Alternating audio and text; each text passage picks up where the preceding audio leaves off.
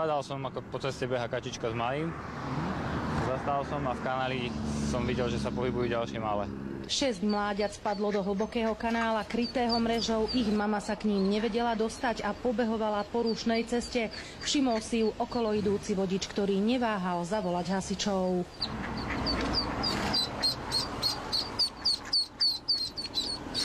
Za mamičkou. Moje, aké si rýchle. Zlaté to je. Upozorňovali odstavenými blikajúcimi autami okolo idúcich vodičov na to, že sa na ceste niečo deje, aby spomalili. Ďalšie mláďa uviazlo na druhej strane cesty. Hasiči liezli do kanála popri autách, ktoré cestou prechádzali. V premávke si tak museli dávať pozor aj sami na seba.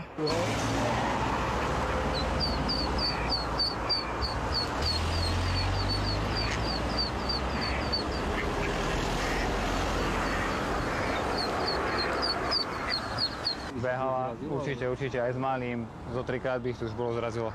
Kačacia rodina prešla z Hrona cez 2 dvojprúdovky plné aut. Hasiči ich naložili do vaku a odviezli späť k vode. Všetky sa bezpečne vrátili tam, odkiaľ sa vybrali na výlet. Oni pôjdu za ňou.